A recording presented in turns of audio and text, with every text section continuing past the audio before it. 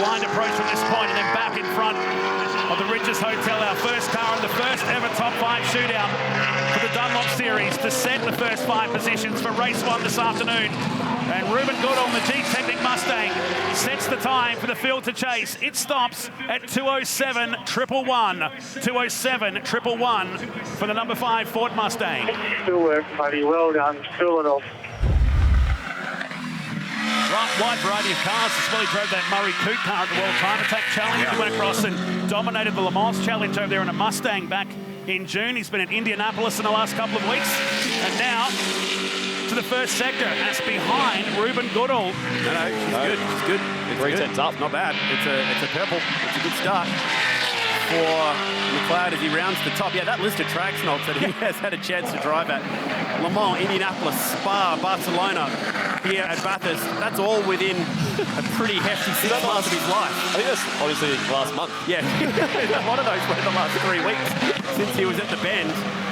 Bold call to save the greens, because a lot of the time it's the second push lap on this Dunlop hard tyre that has been the quick moment. But man, this has been a pretty handsome couple of sectors. Another 3 tenths on top of that as well at the second sector.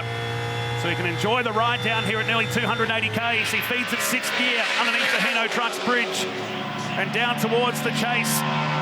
It's looking likely to go into P1 on new green tyres for Cam McLeod, the Kelly Racing car. The legendary Wally Story calling the shots on the 92 Ford Mustang. Also helps that alongside Wally Story's Todd Kelly. Yes. So there is some serious experience, a winner of the Great Race on his birthday 20 years ago, TK. So some big time experience for Stroud Holmes, and he will get there to the line, and it's a 6-3 to get himself in. 2 tenths down on the lap that he pulled out earlier, but that extra set of Dunlop green tyres that he had there as Wally feeds him the info, that could be the difference for pole today. This is going to be a first sector that didn't leave a lot on the table. Here we go, 51.8, he's in the ballpark. You can see he's taking a little bit more risk than Cammy, but if he doesn't have the new tyre, you know, he has to. Look at it moving around there. At a moment mid-corner. Across the top, has another moment mid-corner, and he's going to have it all the way down the hill, and he'll just catch it in time for the Gazoo Racing dipper. Oh man, this has got some serious energy about it. Man, this is wild stuff from Job Stewart.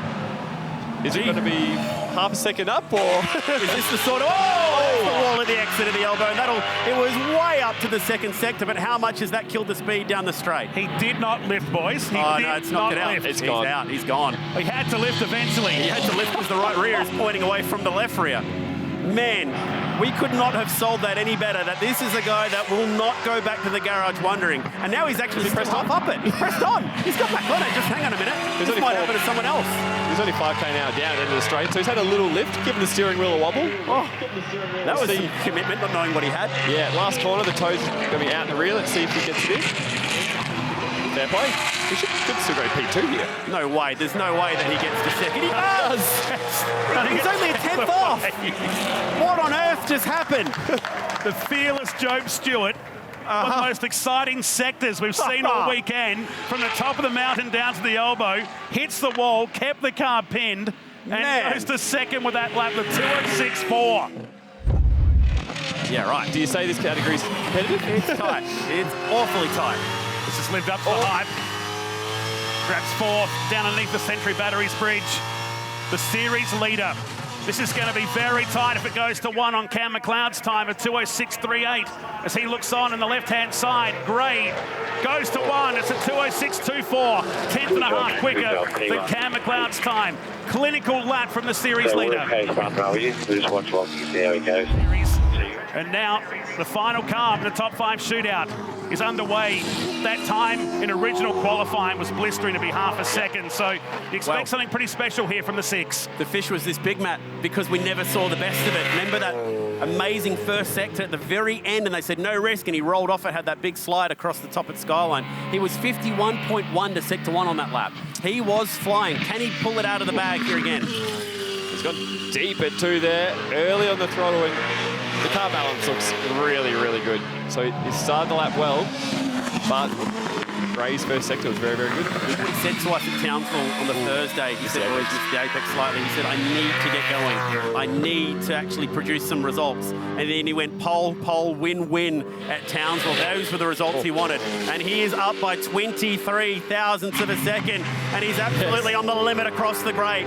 Look at that, from great to great. This is a great lap from Lucky Dalton in the Logitech car, all the way out of McPhillamy, all of the track at Skyline. And he is on the edge. The last time he went into Skyline, he made a mistake. And he's committed hard, got it through. Doesn't look quite as neat as Gray, but we'll see what lap time it produces. He matched the first sector with missing the apex at the cutting. Here he comes, out the Pizza Hut elbow.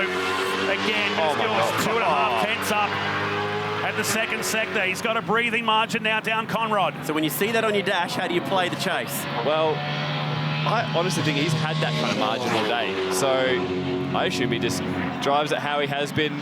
He's just trying to be a bit mature on the brakes down here. Don't do anything crazy. Don't lock a front. But the hardest corner is the last corner. The car rear locks. It moves around, so let's see what he gets. It's a good old-fashioned teammate fight in the Dunlop Series. Ryland Gray is sitting on the pole for the next 5 seconds, because here comes Lucky Dalton with a couple of handsome sectors in his back pocket. His teammate can only watch on as he sees the pole evaporate at 2:06.0, 2 tenths. Lucky Dalton takes the shootout. Come on. And you reckon he enjoyed that one?